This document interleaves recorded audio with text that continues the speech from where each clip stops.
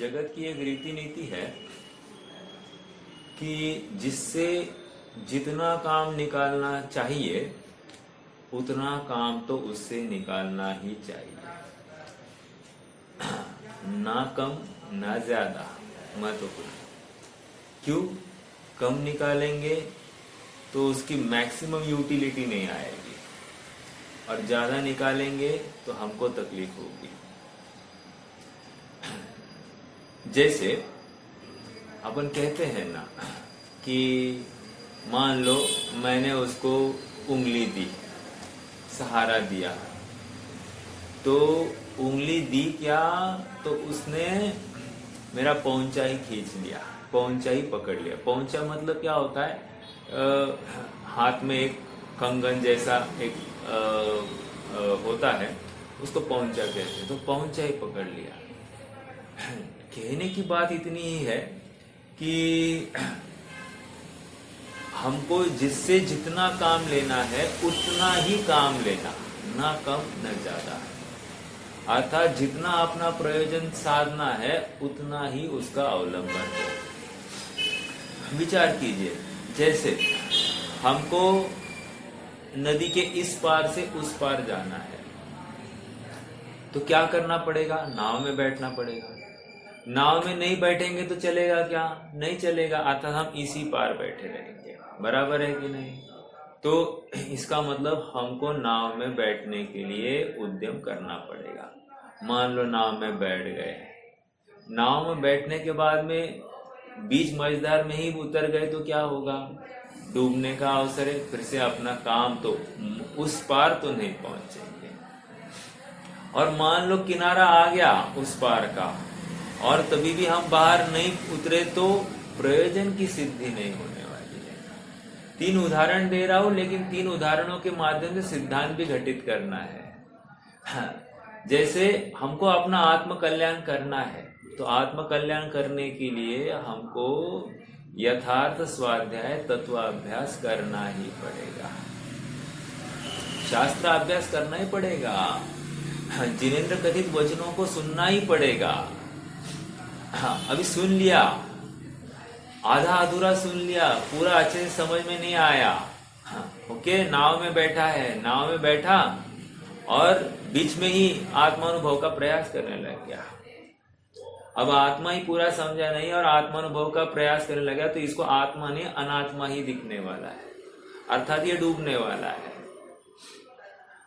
और मान लो किनारा आ गया है, पूरा शास्त्र अभ्यास हो गया। अब शास्त्र अभ्यास पूरा हुआ है, वस्तु स्वरूप एकदम यथार्थ समझ में आ गया है।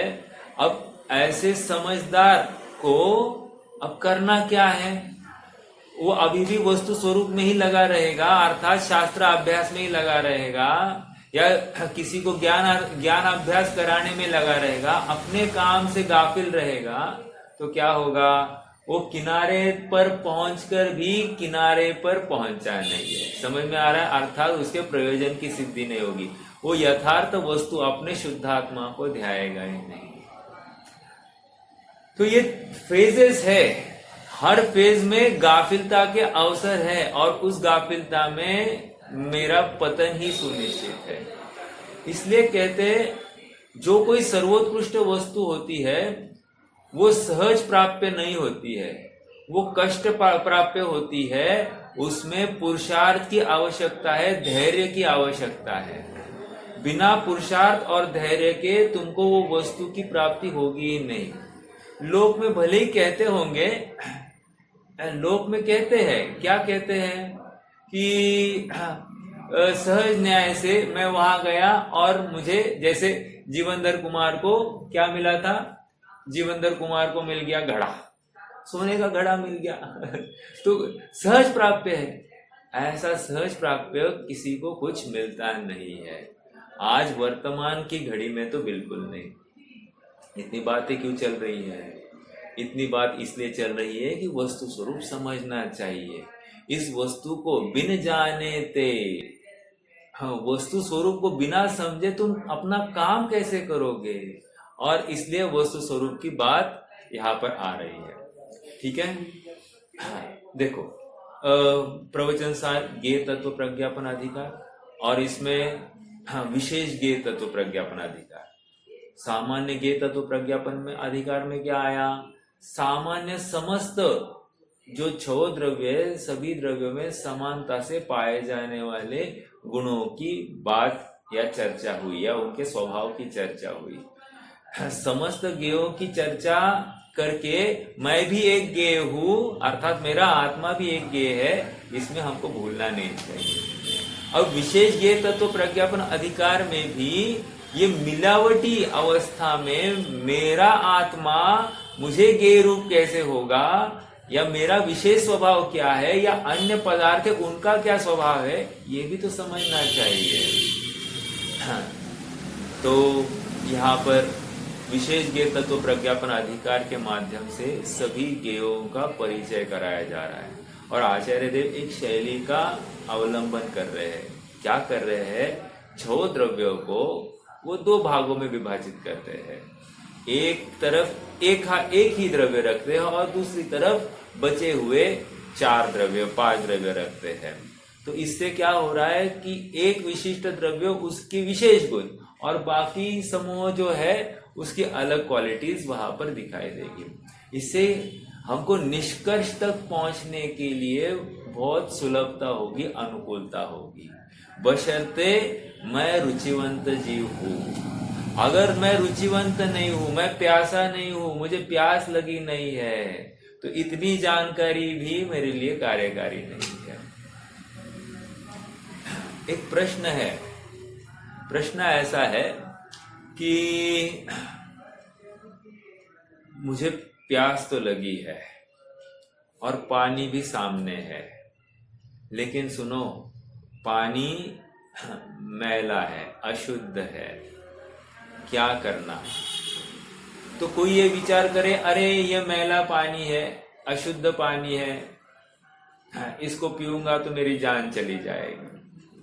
तो क्या होगा? कोई प्रयास नहीं करेगा, उद्यम किए बिना ही प्यास के मारे मर जाएगा। और कोई दूसरा, ये अशुद्ध पानी ही है, क्या फर्क पड़ता है, आपने वो प्यास बुझाने से प्रयोजन है, चलो ले लेते हैं। तो वो भी अशुद्ध पानी पीने से नाना प्रकार के रोग होने होकर वो भी मरण को प्राप्त होगा।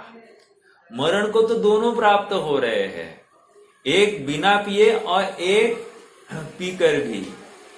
कोई समझदार होगा तो वो क्या करेगा? उस पानी को छानेगा, छानकर छना हुआ पानी उसका ग्रहण करेगा। बराबर है कि नहीं? हमको भी सभी मिली हुई अवस्था में अपनी वस्तु दिखाई जा रही है, और उस वस्तु को उनसे पृथक करके उसको ग्रहण करना है।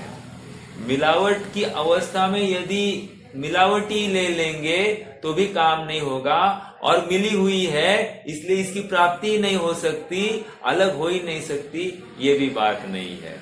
समझ में आ रहा है क्या? और सुनिए, जगत में जितनी भी वस्तुएं हैं सब मिली हुई अवस्था में ही पाई जाती है। कैसे? एग्जाम्पल, दूध कैसे मिलता है?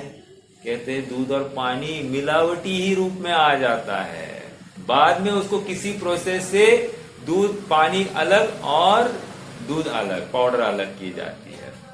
या फिर कोई अनाज है, धान्य है, आप ऐसा एक भी धान्य दिखाइए जो बिना छिलके के मिलता हो। छिलके सहित ही धान्य मिलता है, अर्थात ऐसा कोई भी खेती नहीं है जहां पर उस छिलके के बिना आपको धान्य मिले। मिलावट की अवस्था में मिलता है। सोना है तो किट्ट कालीमा सहित ही सोना है, ऐसा कहीं भी नहीं कि ये 24 कैरेट की खदान है और ये मिलावटी की खदान है, ऐसा नहीं मिलेगा। समझ में आ रहा है? सब मिली हुई अवस्था में ही पाया जाएगा। इतनी बात क्यों हो रही है?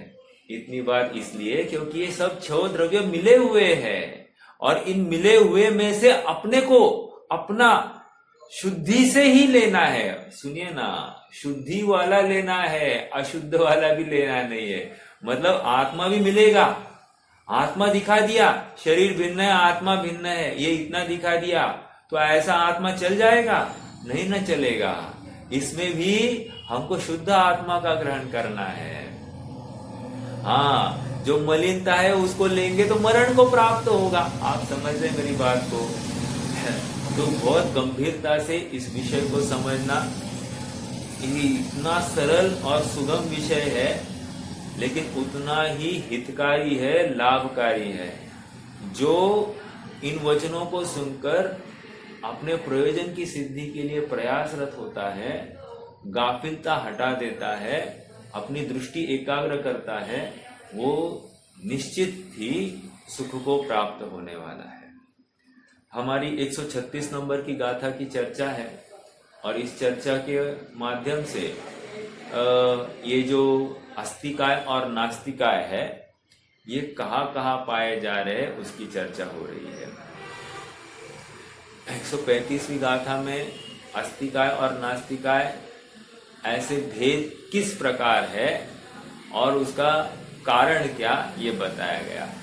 136वीं गाथा में अब बता रहे हैं कि ये जो आस्तिकाय और नास्तिकाय कहाँ पाए जाते हैं, यह अब बताया जा रहा है।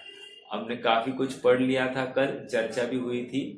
अब और थोड़ा सा आगे बढ़ते हैं, और समय मिला तो अपन अगली गाथा की तरफ भी बढ़ जाएंगे। देखिए, हाँ, गाथा का पाठ करेंगे।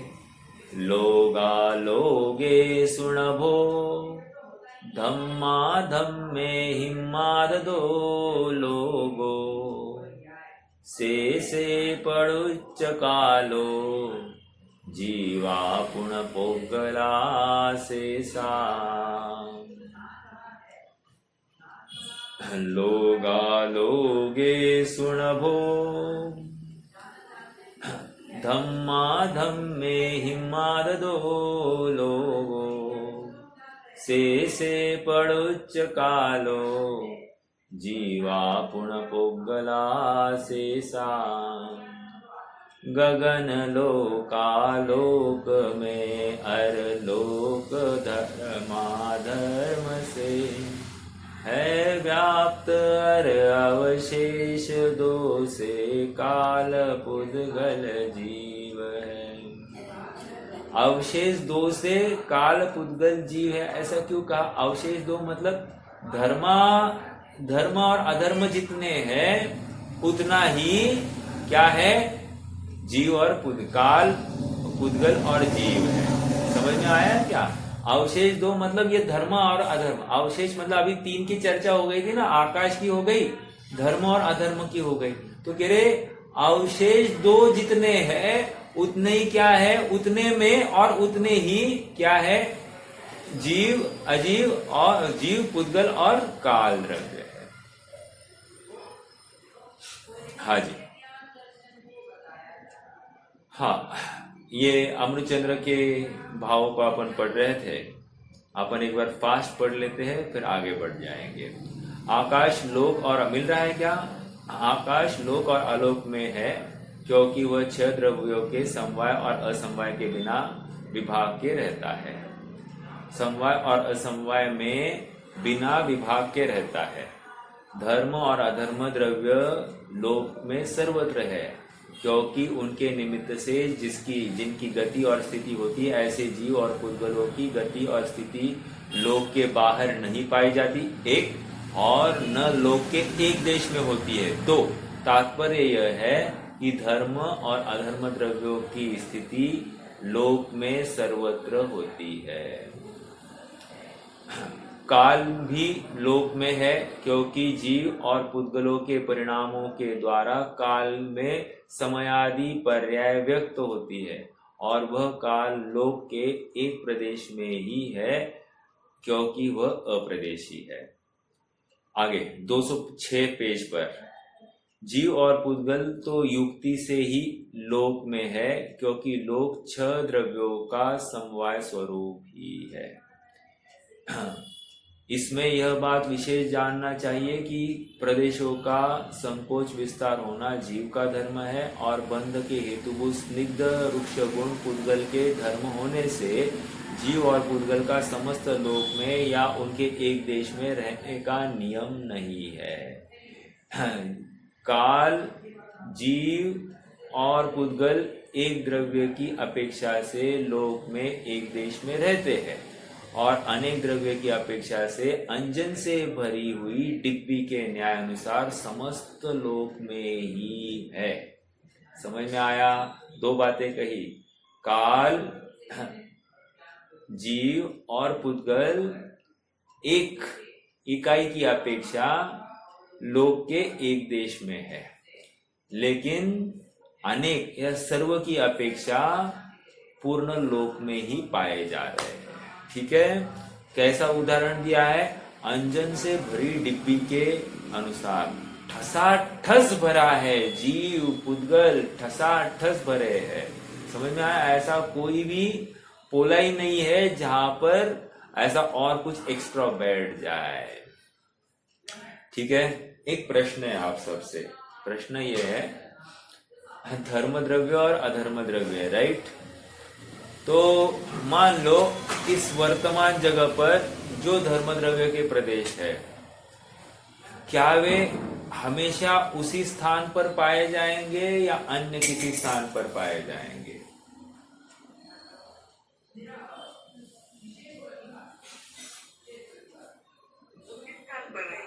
यस, उसी स्थान पर पाए जाएंगे, कहीं अन्य जगह पर नहीं। समझ में आया? अब ये लोक का हो गया, सॉरी धर्म का हो गया, अधर्म का हो गया, लोक का भी ले लो, अलोक का भी ले लो। सभी प्रदेश जिस स्थान पर है उसी स्थान पर पाए जाएंगे। इस न्याय से कालानु भी जिस स्थान पर है उसी स्थान, एक मिनट, वो कैप है।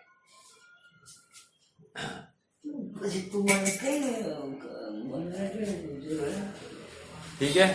तो लोक में ये सॉरी कालानु जहां पर है वहीं पे पाया जाएगा। ठीक है? हाँ, मात्र जीव और पुद्गल इनका स्थान परिवर्तन या स्थानांतर हो सकता है। चलिए आगे बढ़ेंगे थोड़ा सा। हाँ बोलिए। इसका मतलब गमनागमन शक्ति से जो पुद्गल में है, बाकी के द्रव्यों में बिल्कुल सही। हाँ, क्रियावती शक्ति कहो, गमन शक्ति कहो, उसकी वजह से है।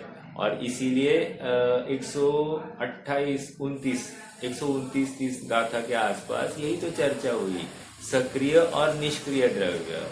हालांकि सक्रिय और निष्क्रिय द्रव्य क्यों कह रहे हैं? देखो, सक्रिय गमन की अपेक्षा सक्रिय कह रहे हैं। यहाँ पर वैसे तो प्रत्येक द्रव्य परिणमन करता है तो क्रियावान है, लेकिन गमन की अपेक्षा सक्रिय और निष्क्रिय कहा जा रहा है। ठीक है? ओके। हाँ रोहित भैया, कोई प्रश्न है क्या? ओके, ठीक है, आगे बढ़े। देखो, यद्यपि आचार्य जैसे इस गाथा के भाव को तत्व प्रदीपिका टीका के समान ही स्पष्ट करते हैं, तथापि अंत में इसी बात को नयों के माध्यम स्पष्ट करते हुए लिखते हैं कि जिस प्रकार सिद्ध भगवान यद्यपि निश्चय से लोकाकाश प्रमाण अपने शुद्ध असंख्यात प्रदेशों में और केवल ज्ञानादि गुणों के आधारभूत अपने भावों में रहते हैं, तथापि व्यवहार से सिद्धशिला में रहते हैं। मेरा प्रश्न है आप सबसे, यहाँ पर सिद्ध भगवान का किस किस चतुष्टय से परिचय कराया, अर्थात चतुष्टय में से कौन सी बातें यहाँ पर ली है? तो देखिए, चतुष्टय की अपेक्षा क्षेत्र की बात करी और दूसरी पर्याय की, अर्थात पर्याय किसी गुण के आश्रित होगा तो गुणों की, भावों की बात की, अर्थात क्षेत्र और भाव की अपेक्षा बात की है। ठीक है? काल की अपेक्षा अभी तक बात नहीं की है। देखा जाए तो सभी द्रव्य अनादि निधन है। ओके, उसी प्रकार सभी पदार्थ सभी यद्यपि निश्चय से अपने अपने स्वरूप में रहते हैं। एक तो अपने अपने सत्व को सर्व वस्तु विलसाय, ये वही बात है। या सदैव सर्वम को नेच्छेद स्वरूपादि चतुष्टयात्, अर्थात अपने स्वरूप के चतुष्टय को कौन चाहेगा नहीं, अर्थात सभी चाहेंगे। उसी प्रकार सभी पदार्थ यद्यपि निश्चय से अपने अपने स्वरूप में रहते हैं। स्वरूप का अर्थ क्या लेंगे? चतुष्टय लेना, द्रव्य क्षेत्र काल भाव, ये स्वरूप। ठीक है, हमको यूजुअली स्वरूप का अर्थ क्या लगता है? स्वरूप का अर्थ लगता है उसके स्वभाव, उसका गुण, लेकिन उसका क्षेत्र, उसका काल और उसका भाव, ये सभी मिलकर स्वरूप है। जैसे कोई कहे कि असंख्यात प्रदेशी आत्मा, तो ये भी आत्मा का स्वरूप है। कोई कहे अनादि निधन आत्मा, तो ये भी आत्मा का स्वरूप है। अनंत गुणात्मक आत्मा, ये भी आत्मा का स्वरूप है। समझ में आया? हाँ जी, आगे। वैसे आपसे पूछूं, द्रव्यों का परिचय कराने के लिए और परिचय यथार्थ करने के लिए कितने चतुष्टय में से कितने बातों की जरूरत होती है? चतुष्टय में से कितने बातों की जरूरत हो जाए तो हमको वस्तु का ग्रहण हो सकता है?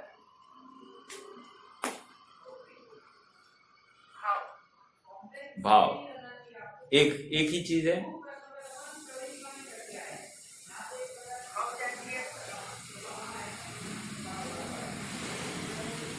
ठीक है, नहीं, चार में से आपको क्या क्या चाहिए? द्रव्य क्षेत्र काल भाव में से क्या क्या चाहिए? मेरा प्रश्न ये है।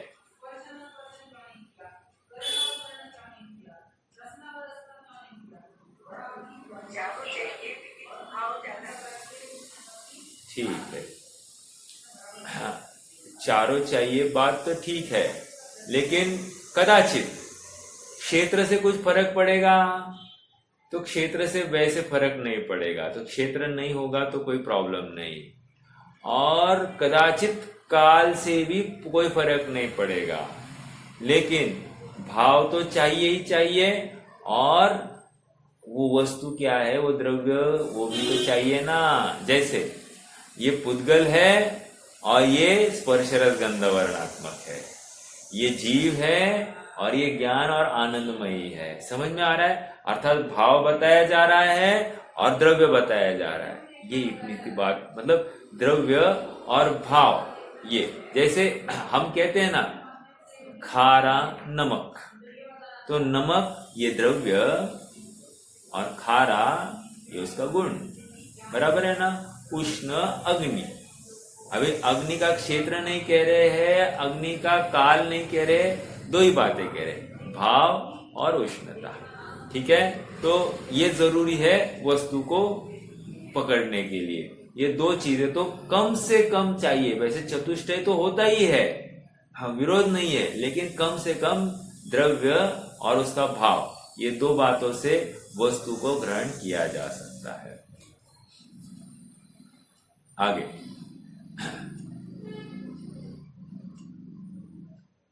कविवर वृंदावन दास जी, यही है ना। चलो, उसी प्रकार सभी पदार्थ यद्यपि निश्चय से अपने अपने स्वरूप में रहते हैं तथापि व्यवहार से लोकाकाश में रहते हैं। जीव अनंत है और पुद्गल उनसे भी अनंत गुणे, फिर भी एक दीपक के प्रकाश में अनेक दीपकों के प्रकाश के समान विशिष्ट अवगाहन शक्ति के कारण असंख्यात प्रदेशी एक लोक में भी इन सभी का एक साथ रहना विरोध को प्राप्त नहीं होता, अवगाहन शक्ति की वजह से। ठीक है, वृंदावन दास जी के खाली अपन अर्थ पढ़ेंगे, पेज नंबर 207 पर। आकाश द्रव्य लोक और आलोक में रहता है और धर्म अधर्म द्रव्य जहां तक पाए जाते हैं वह लोक है। उस लोक में जीव पुद्गल रहते हैं और यह विश्वास करो, यह विश्वास करो इसी प्रकार इसी लोक में असंख्य कालानुओं का थोक रहता है। इस काल में समयादि पर्याय जीव और पुद्गल के परिणमन से प्रकट होती है। जिस प्रकार काजल की धूल से भरी डिब्बी काजल सर्वत्र व्याप्त रहता है, उसी प्रकार लोक में द्रव्यों का समूह रहता है। देखो, एक महत्वपूर्ण बात कहूं, देखो मैक्सिमम दर्शनों में, और मैक्सिमम दर्शन छोड़िए, हम जैनियों में भी बहुलता ऐसे ही लोग पाए जाएंगे जो इस विश्व को अनादि निधन नहीं मानता हो, कहीं ना कहीं लॉन्ग बहुत काल पहले जब कोई कुछ इस यहाँ पर कुछ भी नहीं था, मतलब ऐसा ही मानता है, या फिर इवोल्यूशन मानता है, अपने पूर्वज वानरों को मानता है, तो ये सब मिथ्यात्व की बातें है। यहाँ पर जीव अनादि से था, अनादि तक अनंत तक रहेगा, या पुद्गल भी अनादि से था और अनंत तक रहेगा। समझ में आ रहा है क्या? प्रत्येक वस्तु का कोई कर्ता धर्ता या नियंता नहीं है। ये प्रत्येक वस्तु स्वयं में प्रभु है, विभु है, अपनी स्वयं उपादानगत ताकत से ही वो वहां पर विद्यमान है। यदि हम ऐसा माने कि कभी उत्पाद हुआ होगा, तो तकलीफ इतनी आएगी कि कभी उत्पाद हुआ होगा तो उसके पहले वो वस्तु कहाँ थी या नहीं थी। एक मान लो अपने आप हो गई तो अपने आप अनादि से क्यों नहीं हो रही? फिर वो ऐसा आप क्यों मानते हो कि अपने आप इस विशिष्ट काल में ही हो गई? समझ में आ रहा है क्या? तो अपने आप होने के लिए तर्क योग्य नहीं बैठता है। तो अपने आप उत्पन्न हो गई तो अपने आप नाश को भी प्राप्त हो सकती है कि नहीं? तो ये दोनों तकलीफें यहाँ पर आती है, और कौन अपने नाश को स्वीकार करना चाहेगा? ठीक है, चलिए, तो ये अनेक तर्क है, न्याय की बातें है, तो इसका गंभीरता से विचार करना। इस पूरे प्रकरण के माध्यम से एक बात महत्वपूर्ण सिद्ध हो रही है कि मैं अनादिकाल से था, अभी भी हूँ और अनंत काल तक रहूंगा। ये संयोग कम ज्यादा होने से, ये पुद्गल आदि का संयोग या देह की क्षति या नाश होने से मेरा नाश होता नहीं है, ये बात यहाँ पर सिद्ध हो रही है। मतलब देखो, व्यक्त नहीं है, डायरेक्टली नहीं बताई जा रही है, लेकिन ये वस्तु स्वरूप समझा कर हमको क्या समझाया जा रहा है? This is not the end of the world, अर्थात ये देह चली गई तो खत्म सब कुछ, ये नहीं कह रहे हैं। ये देह जाने पर भी तू तो रहेगा। और सुन, ये देह है अन्य कार्य, मतलब अन्य वस्तु, मतलब उसका परिणमन अन्य कुछ चीज रूप हो जाएगा, लेकिन पुद्गल तो रहेगा ही रहेगा। तो कह रहे हैं इसके लिए हमको रोने के लिए कोई अवसर नहीं है। ठीक है, चलिए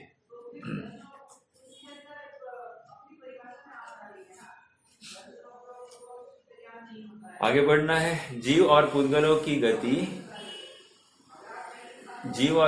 की गति और स्थिति में सहकारी धर्म अधर्म द्रव्य जहां तक है वही लोक की सीमा है।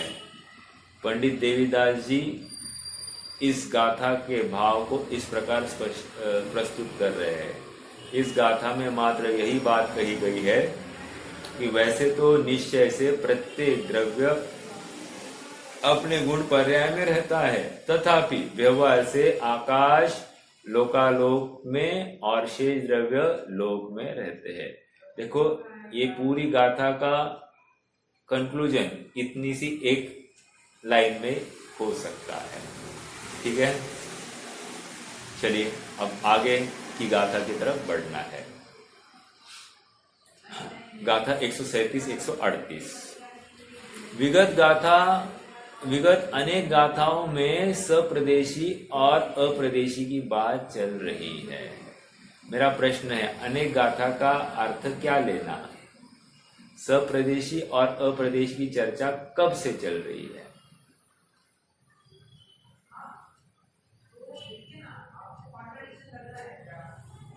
कौन बताएगा? सप्रदेशी और अप्रदेशी की चर्चा कितनी गाथाओं में हुई?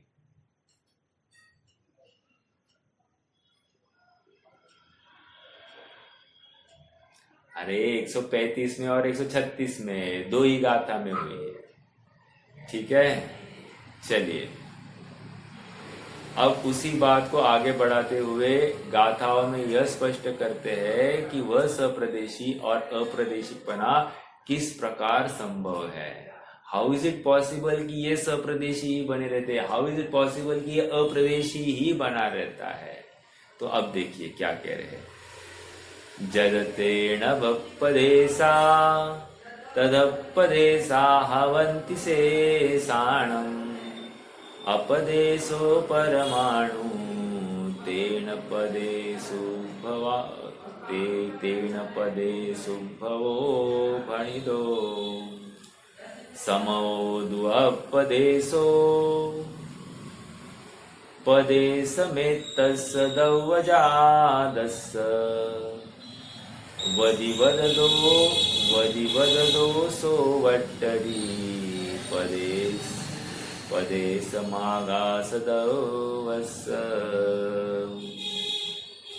क्या है, कुछ समझ में नहीं आया रहेगा, हिंदी भी पढ़ लेते। जिस तरह परमाणु से है नाप गगन प्रदेश का, बस उस तरह ही शेष का परमाणु रहित प्रदेश से। उद्गलानुमंद गति से चले जितने काल में रे एक गगन प्रदेश पर परदेश विरहित काल वह। देखो इन गाथाओं में इन शॉर्ट क्या किया है मैं बताता हूँ आपको। पहले तो प्रदेश का नाप निकाला है एक, और दूसरा काल का नाप निकाला है 2। प्रदेश का नाप क्यों? अवगाहना की सिद्धि करने के लिए। और नाप काल का नाप क्यों? काल का नाप इसलिए क्योंकि स्थिति को निश्चित करने के लिए। तो ये दोनों अत्यंत जरूरी है, ठीक है। एक तो प्रदेश और एक तो काल। और प्रदेश को कैसे, प्रदेश का गिनने का स्टैंडर्ड क्या है? देखो जैसे हमको ये पेन की लंबाई गिननी है, तो इसकी लंबाई के प्रदेश कितने हैं? तो कह रहे हैं कि ये 6 इंच, राइट। तो हमने एक फुट रूलर के माध्यम से हमने ये नक्की किया। तो नाप का माध्यम हुआ ना, तो नाप हो गया, और रूलर एक नाप हो गया। जैसे हमको बुखार है, तो बुखार को गिनने के लिए एक नापन है कि नहीं है? बुखार को गिनने के लिए क्या है?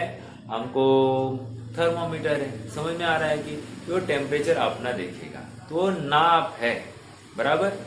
हाँ, तो उसी प्रकार यहाँ पर भी आकाश को नापने के लिए या आकाश को गिनने के लिए या फिर जितने भी द्रव्य है उनकी अवगाहना या उनके प्रदेशों को नक्की करने के लिए एक कोई ना कोई नाप चाहिए, और वो नाप प्रदेश के माध्यम से दिया जा रहा है।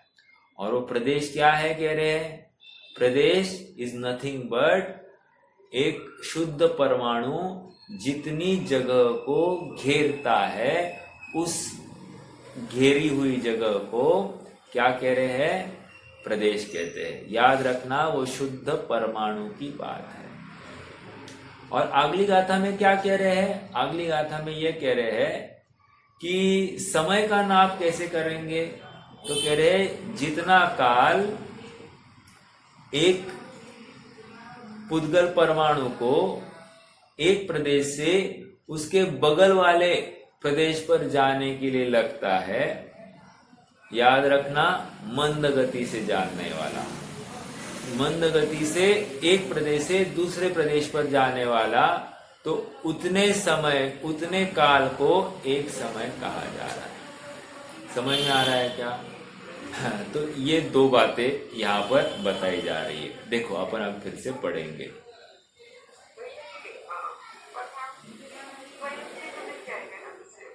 फिर से बोलिए।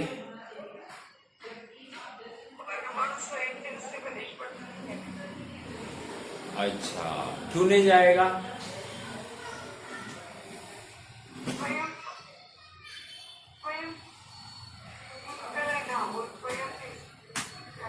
देखो, क्रियावती शक्ति से संभव है ये कि वो एक प्रदेश से दूसरे प्रदेश पर जाए। और यदि नहीं भी गया, अरे जब हम कह रहे हैं कि एक परमाणु 14 राजू जा सकता है स्वयं से, तो ये इसको जाने को क्या तकलीफ है? जाएगा, बिल्कुल जा सकता है। इसका मतलब और एक बात सिद्ध हो रही है क्या, कि जरूरी नहीं है कि जीव हो तो ही ये शरीर, मतलब ये पुद्गल गमन करता होगा। बिना जीव के भी पुद्गल गमन करता है, ये बात सिद्ध होती है। वो प्रोटॉन्स न्यूट्रॉन्स जो होते हैं वे गमन करते हैं कि नहीं करते हैं? तो गमन करते ही होंगे। या इलेक्ट्रॉन्स भी वे आपस में, मतलब अंदर के अंदर गमन करते हैं कि नहीं करते हैं? करते ही होंगे। तो इस न्याय से परमाणु भी गमन करे, इसमें विरोध नहीं आना चाहिए। ठीक है, देखो पुद्गल गमन करे तो हमको तकलीफ नहीं होती है। पुद्गल मतलब स्कंद गमन करता है तो हमको तकलीफ नहीं। जैसे अभी एक गाड़ी है, ढलान पर छोड़ दी तो गमन कर रही है कि नहीं कर रही है? उसमें आदमी नहीं, कुछ नहीं है, गाड़ी गमन कर रही है कि नहीं कर रही है? समझ में आ रहा है? तो इस प्रकार कुछ भी गमन, अगर एक स्कंद गमन कर सकता है तो एक परमाणु भी गमन कर सकता है, वो ताकत रखता होगा वो। ठीक है, अच्छा प्रश्न था वैसे। चलो,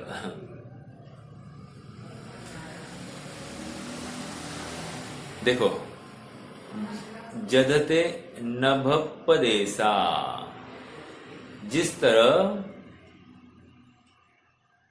नभ मतलब आकाश, आकाश के प्रदेश, जिस तरह आकाश के प्रदेश तदपदेशा हवंति शेषानम,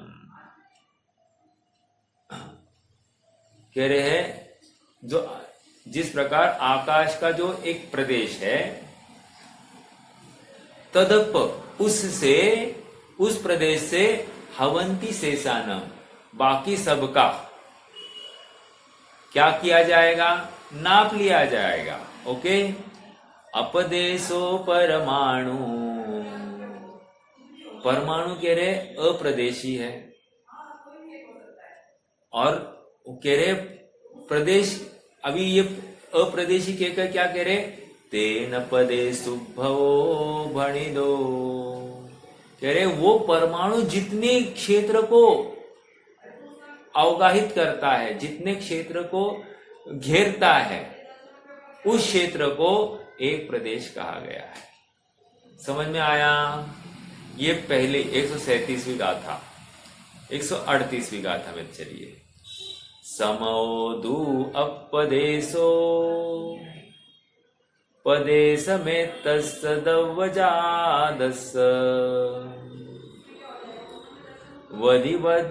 वदिवद दोषो वट्टदी पदेश पदेश मागास दवस।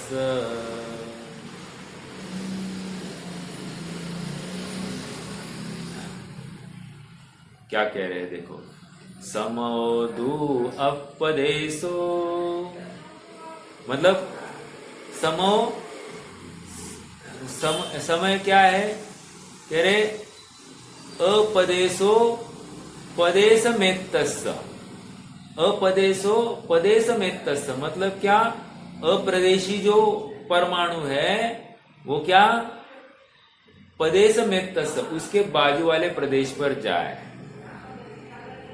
कैसे बाजू वाले प्रदेश पर जाए? दव्वजादस्य, समझ में आया? दव्वजादस्य अर्थात वो द्रव्य जाता है। वदिवद दोषो वट्टदी,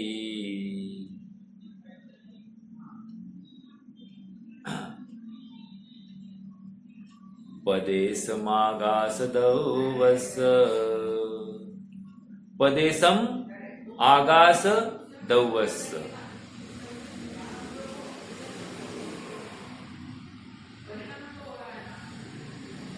तब वह काल वर्तता है। वट्टदी मतलब वर्तता है। अर्थात निमित्त भूततया परिणमित होता है। ये कहाँ से लाया? वदि वददो सो वट्टदि, वदि वददो। मैं इसका अर्थ नहीं पकड़ पा रहा हूं। ठीक है, चलो अपन पढ़ते हैं। देखो क्या कहते हैं। जिस प्रकार आकाश के प्रदेश है उसी प्रकार शेष द्रव्यों के प्रदेश भी है। जिस प्रकार आकाश के प्रदेश है उसी प्रकार शेष द्रव्यों के प्रदेश भी है। तात्पर्य यह है, जिस प्रकार आकाश के प्रदेश परमाणु रूप मीटर से नापे जाते हैं उसी प्रकार शेष द्रव्यों के प्रदेश भी इसी प्रकार नापे जाते हैं। परमाणु अप्रदेशी है और उसके द्वारा प्रदेशोद्भव कहा गया है। परमाणु अप्रदेशी है और उसके द्वारा प्रदेशोद्भव कहा गया। प्रदेशोद्भव मतलब प्रदेश की प्राप्ति कैसे हुई? कह रहे जितनी जगह को एक परमाणु ने घेर लिया। समझ में आया? और इस अभी प्रदेश नामक नाप से आप विश्व की कोई भी चीज कितनी जगह घेरती है उसको नाप सकते हैं।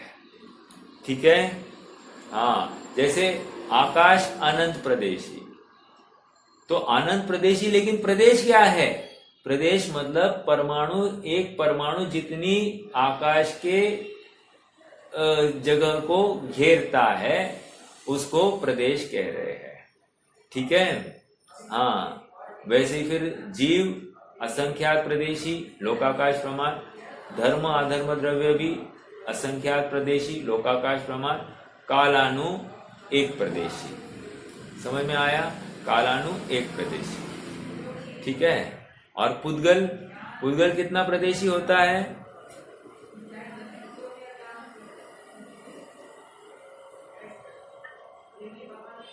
अनंत।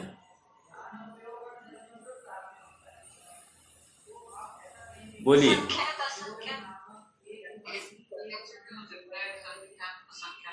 Very good. हाँ, मात्र अनंत प्रदेशी नहीं कहना, संख्यात, असंख्यात और अनंत प्रदेशी।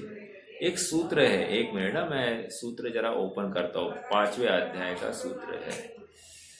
हाँ,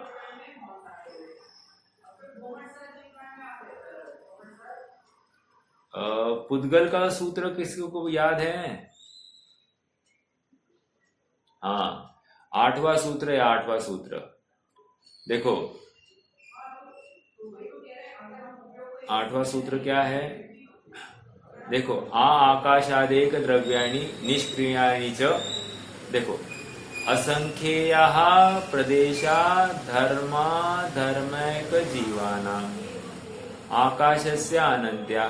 अब देखो 10वां सूत्र है, सॉरी। संख्यया संख्ययाश्च पुद्गलानाम्, संख्यया असंख्ययाश्च पुद्गलानाम्। सूत्र में क्या दिया है थोड़ा सा देखिए।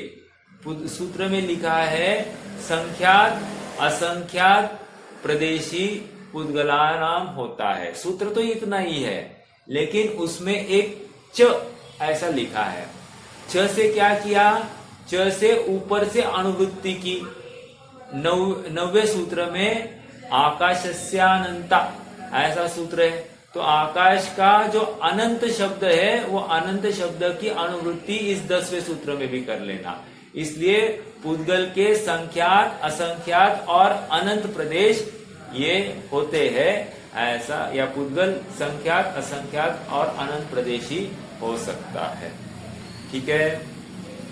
अब देखो, इमीडिएटली अगला सूत्र कह दिया 11वां सूत्र तत्व सूत्र के 5वें अध्याय का। नानो, नानो मतलब परमाणु के प्रदेश नहीं होते। समझ में आया? तो ऐसे ये 3 सूत्रों के माध्यम से पुद्गल की अवगाहना कितनी है वो कह रहे हैं।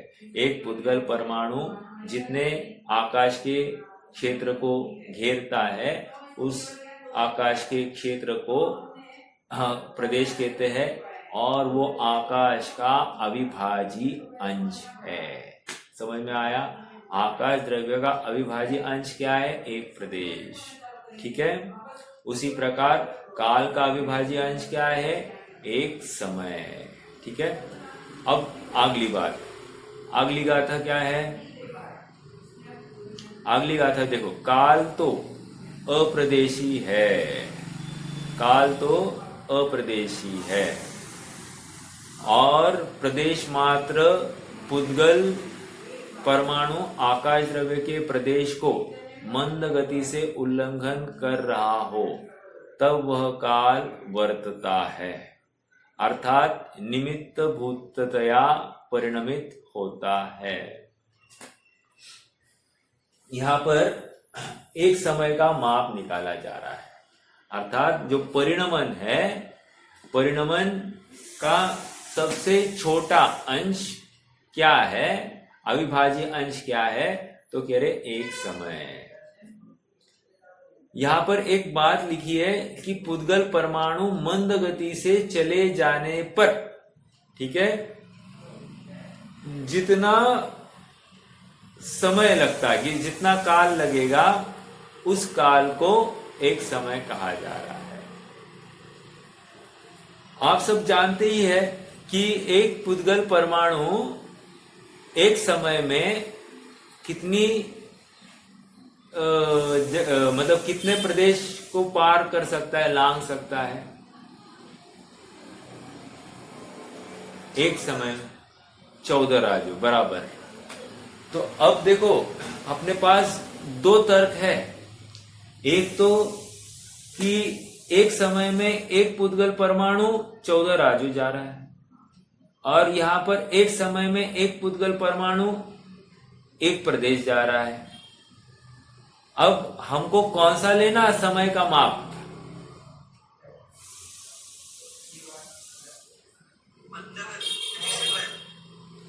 मंद गति से।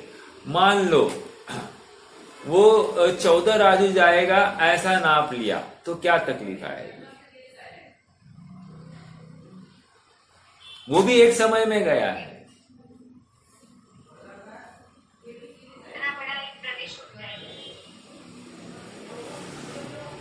प्रदेश नहीं, प्रदेश तो कह ही रहे ना 14 राजू। प्रश्न ये है कि समय का नाप 14 राजू जाए तभी लेना है, या समय का नाप एक प्रदेश से दूसरे प्रदेश पर जाए तब लेना है?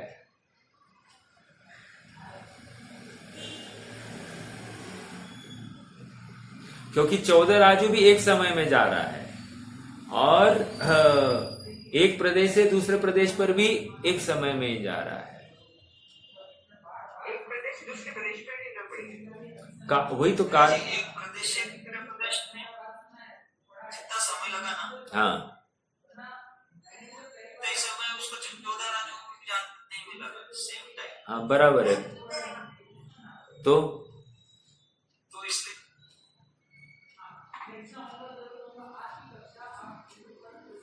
मतलब वो दोनों का समय सेम है।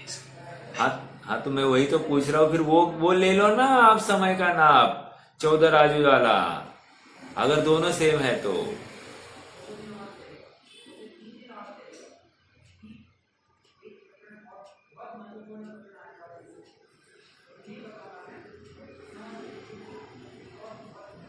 देखो, एक मैं उदाहरण देता हूं तो थोड़ा सा आपको एक अनुमान आएगा। कितना यथार्थ बैठता है ये मैं भी नहीं जानता, लेकिन आप प्रयास करते हैं। देखो,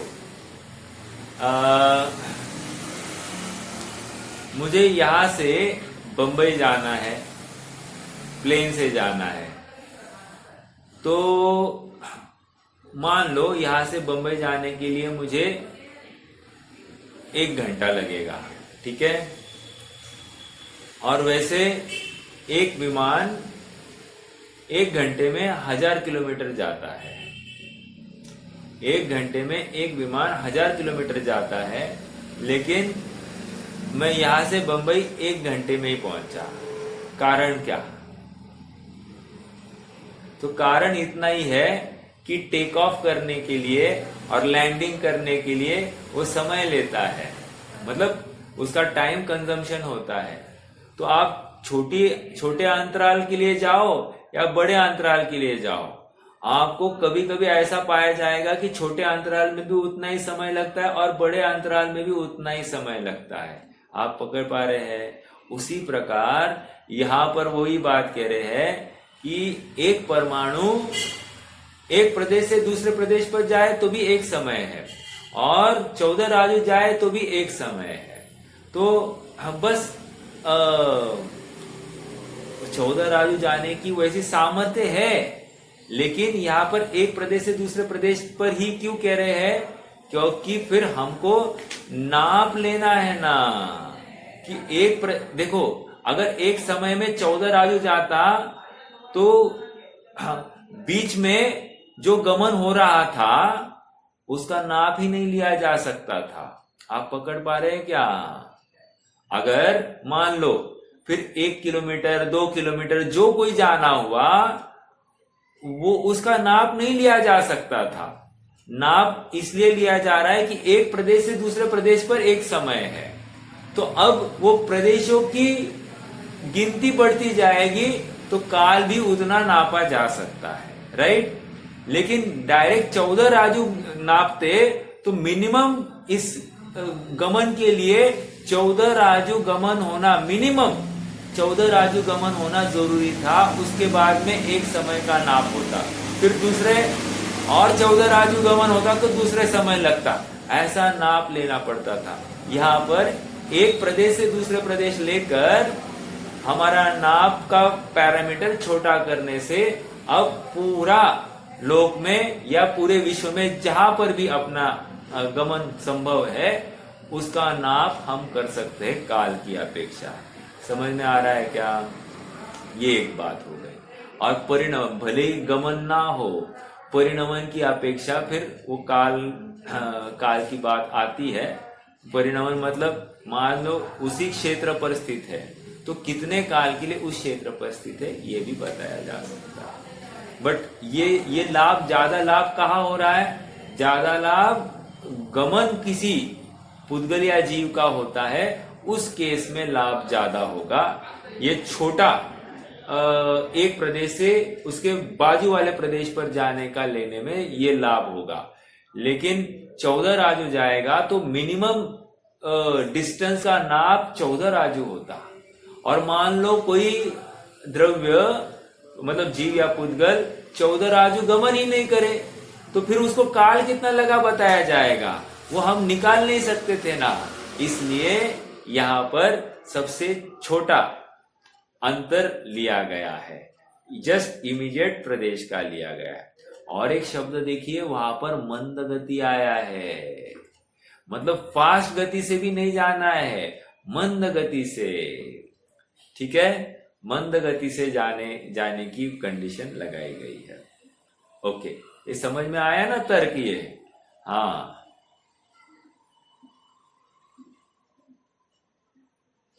देखो काल तो अप्रदेशी है और प्रदेश मात्र पुद्गल परमाणु आकाश द्रव्य के प्रदेश को मंद गति से उल्लंघन कर रहा हो तब वह काल वर्तता है, अर्थात निमित्त भूततया परिणमित होता है। देखो कितनी ये देखो, प्रदेश का नाप लेना है, पुद्गल परमाणु चाहिए। काल का नापन करना है, पुद्गल परमाणु चाहिए। समझ में आ रहा है क्या? तो पुद्गल परमाणु ने कितना काम किया है? एक तो आकाश के नाप लेने के लिए, मतलब अवगाहना का मापन करने के लिए भी परमाणु की आवश्यकता, और समय की नाप लेने के लिए भी परमाणु की आवश्यकता।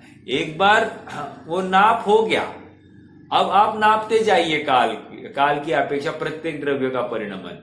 लेकिन सबसे पहले वो नाप डिसाइड करने के लिए परमाणु चाहिए था। उसी प्रकार आकाश के प्रदेशों की भी बात आ सकती है। ठीक है, इस गाथा के भाव को आचार्य अमृतचंद्र तत्व प्रदीपिका टीका में इस प्रकार स्पष्ट करते हैं।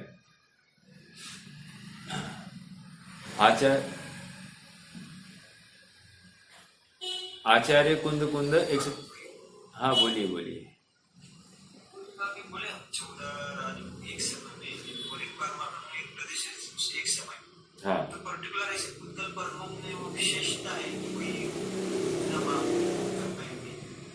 पर्टिकुलर ऐसा नहीं लगाएंगे। हर हर पुद्गल परमाणु में ये ताकत है, जाए ना जाए ये दूसरी बात है, ताकत की अपेक्षा रखी जा रही है। ठीक है, ऐसी बात है। और देखिए जो ममता भाभी ने पूछा ना कि पुद्गल परमाणु क्यों जाएगा, मतलब कैसे जाता होगा, तो मुझे लगता है कि देखो एनर्जी लेवल की हीनादिकता उसको वैसे गमन कराएगी। एनर्जी लेवल मतलब पोटेंशियल डिफरेंस जो होगा ना, जो फिजिक्स में अपन कहते हैं ना पोटेंशियल डिफरेंस, तो पोटेंशियल डिफरेंस उसको गमन कराएगा। मतलब यहाँ पोटेंशियल डिफरेंस और यहाँ का पोटेंशियल डिफरेंस हीनादिक होगा, तो जितना कम ज्यादा होगा उसकी अपेक्षा से उसका गमन होता होगा। ये मेरा अनुमान है, मुझे पक्की बात नहीं है, लेकिन लॉजिकली साइंटिफिक भाषा में अपन ऐसा उत्तर दे सकते हैं।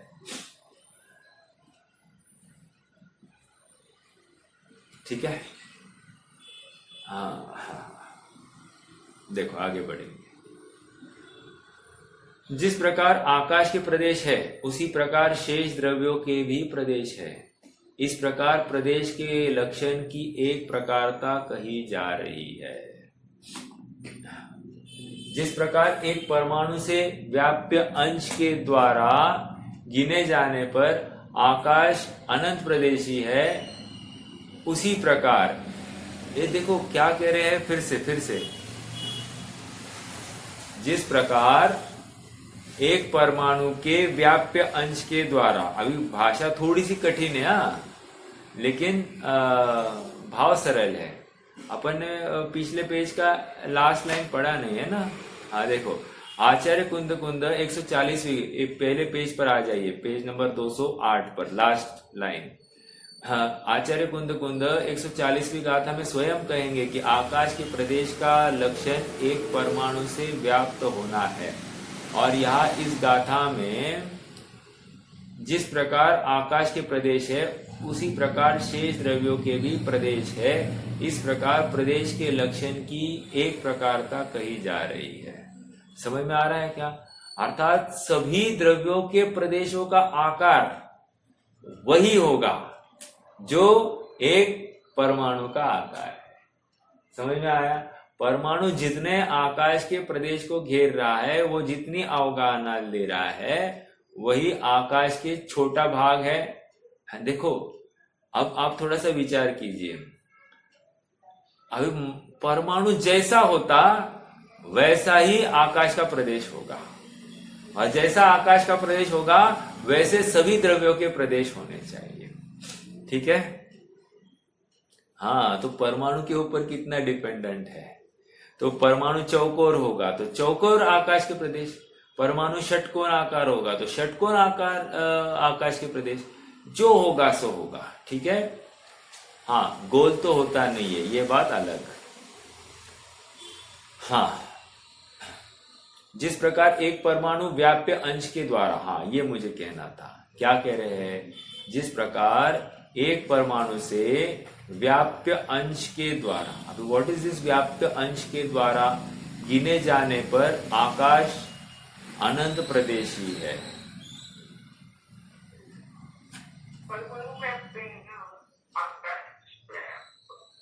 व्यापक, ओके, व्याप्य व्यापक बराबर है, ठीक है। हाँ, लेकिन व्याप्य अंश कहकर ये कहना चाह रहे कि वो माप है, माप, परमाणु का जो आकार का माप है उस माप के द्वारा गिने जाने पर। अब देखो ये भाषा, ये परमाणु से व्याप्य अंश छोड़ दीजिए, परमाणु का जो माप है उसके द्वारा गिने जाने पर आकाश के अनंत प्रदेशी है। तो आकाश कितना प्रदेशी मालूम पड़ा? कह रहे अनंत प्रदेशी। ये परमाणु का एक एक परमाणु आप लगाते जाइए, जोड़ते जाइए, जोड़ते जाइए, जोड़ते जाइए, तो एक सीधी रेखा आप निकालेंगे तो कह रहे कि इस लोक के बॉटम से टॉप तक, सिद्धशिला तक जो अंतर आ रहा है ये तो मात्र 14 राजू है। एक प्रश्न आप सबसे, ये 14 राजू संख्यात है या असंख्यात है या अनंत है?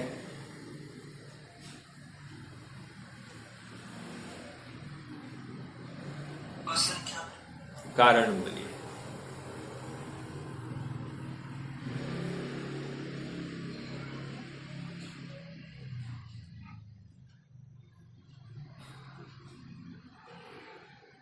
आपको लग रहा है इसलिए?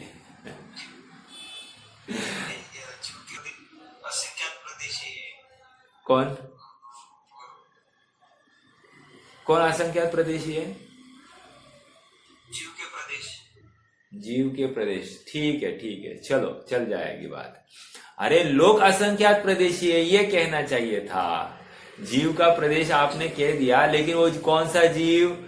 वो समुद्घात करने वाला जीव, मतलब निश्चय से जीव के प्रदेश की बात। ये आपको क्लैरिटी चाहिए। आपका भाव वही होगा ऐसा मेरा अनुमान है, लेकिन यहाँ पर लोक के प्रदेश असंख्यात है। और सुनो, लोक के प्रदेश असंख्यात कब कहे हैं? घन रूप में भी असंख्यात कहे हैं। जब घन रूप में असंख्यात कहे तो एक सिंगल लाइन की अपेक्षा असंख्यात तो हुए ही हुए हैं। ठीक है, चलिए। तो पूरे आकाश को नापा, किससे नापा? एक परमाणु के माध्यम से नापा। तो कितना प्रदेशी हुआ आकाश? कह रहे अनंत प्रदेशी। ये कौन नापता होगा रे ऐसा? एक एक प्रदेश अपन मीटर, जैसे यहाँ रास्ते का काम होता है ना, तो बराबर कितनी लंबाई, कितनी चौड़ाई, कितना मतलब कितना बड़ा रास्ता हो गया है, वो लिखते जाते हैं। ऐसा ही कोई परमाणु लेकर कौन नापता होगा? बस ज्ञान नापता है इसको। केवली भगवान ने कहा है, बात बिल्कुल सही है। उनके ज्ञान में प्रत्यक्ष देखा, लेकिन हम नहीं जान पा रहे क्या?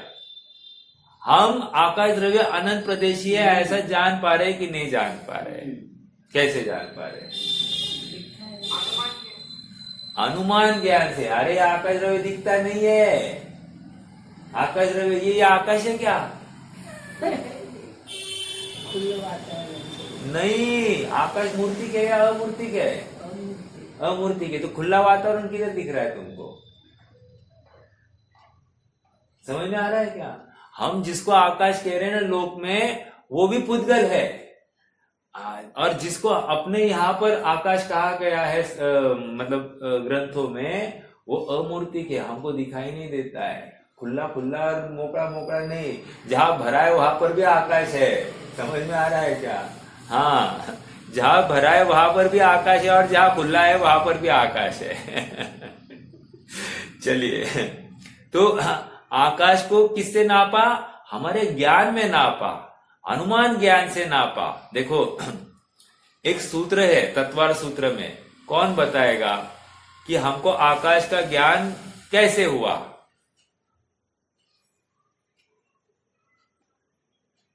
पहले अध्याय में।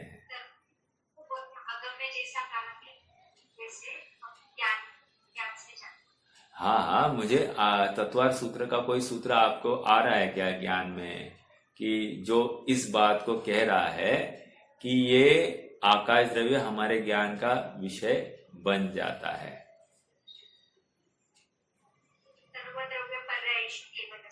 वो तो केवल है ना, मैं अपने छद्मस्तों के ज्ञान की बात कर रहा हूं।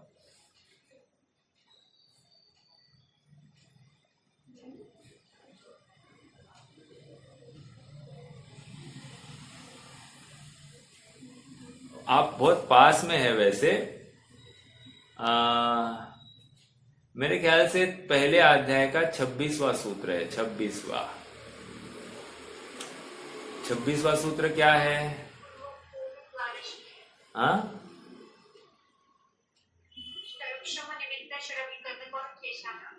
है नहीं। मति श्रुतयोर निबंधो द्रव्येषु सर्व पर्यायेषु। मतलब क्या? मति श्रुत ज्ञान का विषय, उसकी प्रवृत्ति समस्त द्रव्य में, सर्व द्रव्येषु, और असर्व पर्यायेषु, और उनकी कुछ पर्याय में होता है। समझ में आया? तो मति श्रुत ज्ञान का विषय सर्वद्रव्य है। इस न्याय से आकाश द्रव्य भी हमारे ज्ञान का विषय बन गया। समझ में आ रहा है क्या? देखो, जब हम स्वाध्याय करते हैं ना, तत्व सूत्र का हमने किया भी था, चर्चा भी की है ये, तो ये हमारे ज्ञान का विषय है या अनुमान ज्ञान का विषय? ये मात्र केवल ही जान सकते ऐसा नहीं है, हम भी इस वर्तमान अवस्था में आकाश द्रव्य को जान सकते हैं। समझ में आ रहा है क्या? कितनी जबरदस्त बात है ना। हाँ, उसके लिए आधार तो केवल ही है, केवल ज्ञान ही आधार है, दूसरा कौन आधार होगा? लेकिन केवल ज्ञान आधार हुआ, इसका मतलब हम जान नहीं रहे ऐसा थोड़ी हुआ। केवल ज्ञान ने कहा, और वो जो कहा है वो ज्ञेय रूप हमारे ज्ञान दर्पण पर झलका है कि नहीं झलका है? तो जो ज्ञेय रूप ज्ञान दर्पण पर झलका है, तो उसमें हमने नक्की किया कि नहीं, कुछ न कुछ ऐसा एक ज्ञान में एक इमेज प्रतिबिंब तैयार हुआ कि नहीं हुआ? आकाश द्रव्य का होना ही चाहिए, उसके बिना आकाश द्रव्य जाना नहीं जाएगा। जैसे मैंने कहा आकाश कुसुमवत, तो आपको आकाश द्रव्य भी ज्ञान में आ रहा है और एक कुसुम भी ज्ञान में आ रहा है, बराबर फूल भी आ रहा है। वो कोई भी फूल होगा जो आपको इष्ट लगता है वो, लेकिन इतना कहा तो आपके ज्ञान दर्पण पर आकाश भी झलका है और कुसुम भी झलका है। हाँ, ये झलका है, ज्ञान की ऐसी सामर्थ्य। तो ये अनुमान ज्ञान से ज्ञान कितना कहा दौड़ लगाता है, आपको ये पकड़ में आ रहा है।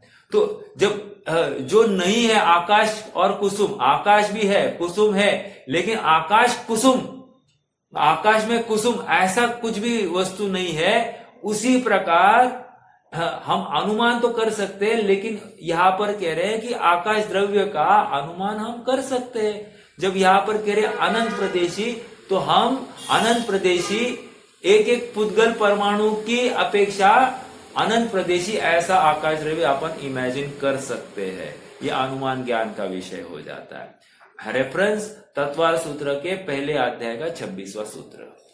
मति श्रुत ज्ञान का विषय 6 द्रव्य है, समस्त द्रव्य और उनकी कुछ कुछ पर्याय है। ठीक है, चलिए आगे। ओ, समय तो बहुत दौड़ा है, आज तो दौड़ा गया है। चलो रुकेंगे, कोई प्रश्न है?